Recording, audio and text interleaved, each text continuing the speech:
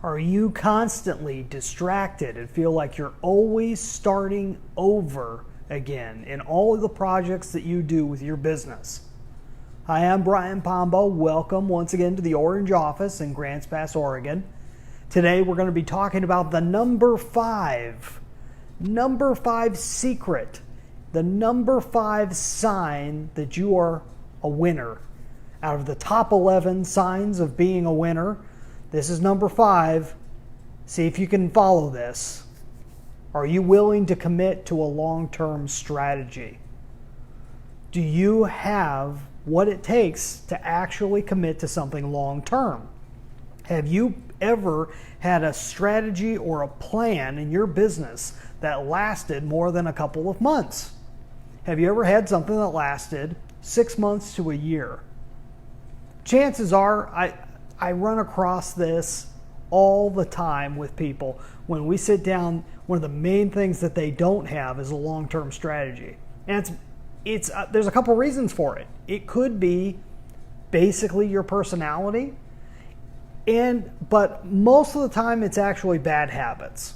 Most of the time it's because you've never had anybody on staff that you trusted, or anybody that you've worked with one-on-one that could actually help take you through that process. So, and there's a couple signs of this. Are you actually willing to take a plan through to completion? Have you started out on something and never finished it? The question is why? Why didn't you finish it? Were you distracted by a shiny object? Shiny object syndrome is very common, something I suffer from myself.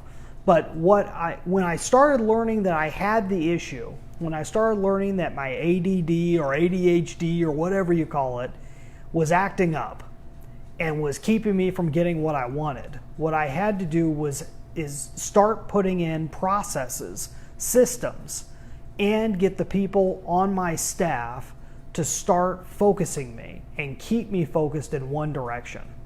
When I found out I had a problem, I started organizing everything against it, so that even if I still get swayed one way or the other away from the overall plan, that I've got people and functions that help keep me in line and keep me focused on what we're planning on doing. And when we have to change a strategy, we do it. We'll change the strategy when necessary. But it's not because we're getting distracted. It's because we're keeping focused. Another thing that you got to watch out for is if you're not willing to plan ahead to begin with. There's a bunch of reasons for this. One of the most recent things I heard was from email expert Ben Settle, and he actually compared this to the Myers-Briggs test, the personality test. And we'll go into personality another time, but the specific area of the personality test that they measure is whether you are more sensing or more intuitive. And how it defines that, and they call it S or N. And how they define that is sensing is more of a person that is more dependent on their 5 senses and more about what is here and now. And they have a difficult time imagining beyond that. They're very much in the present and have a tough time envisioning what's beyond more than just a couple days away. And I've had numerous clients that, from my perspective, they're suffering from being too sensing. But really, there's nothing wrong with it. They have much more of a grounding than I do in the here and now. Whereas if you're more intuitive, which is definitely from the perspective I come from, tend to be a lot more big picture, tend to be a lot more future-based and able to see things before they happen and able to line things up in order for them to happen a certain way, both good and bad. So if people are too far on either of those extremes, they become difficult to work with if you don't understand that that's where you're naturally based, that there is something physically oftentimes in a person that makes them more one way or more another. Now maybe you're lucky enough that you have a little bit of both and you're not too far in either one direction. But if you are too far in either one direction, you need to have someone on your team that can balance you out.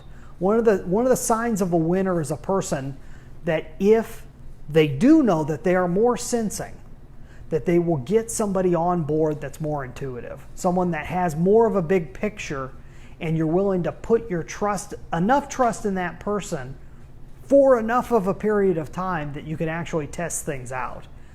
This is what it's going to take for you to be able to move forward. For you actually to be able to move your business forward, you have to know these things. You have to be willing to commit to a long-term strategy. And it has to come from you knowing what has kept you from going there in the first place. So if you are actually a business owner or an executive, if you are one of the people in charge of your company and you happen to sell products or services in the self-reliance field, I'm going to recommend you go over to dreambizchat.com. Look, I got the card back. Dreambizchat.com.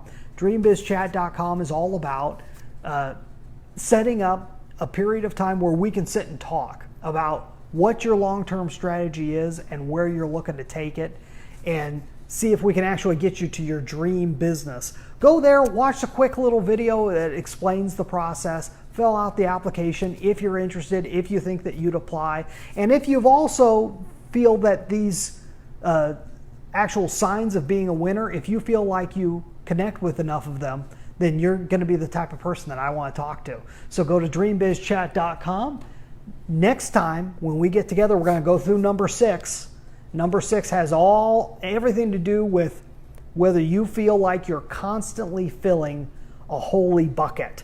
And I don't mean something that's holy, but something with a bunch of holes in it. If you've got a bucket with a bunch of holes that you feel like you keep putting customers in and they keep falling out the other end, you're going to want to pay attention next time when we go over number 6 out of the top 11 signs that you're a winner. You have a great night. We'll see you then.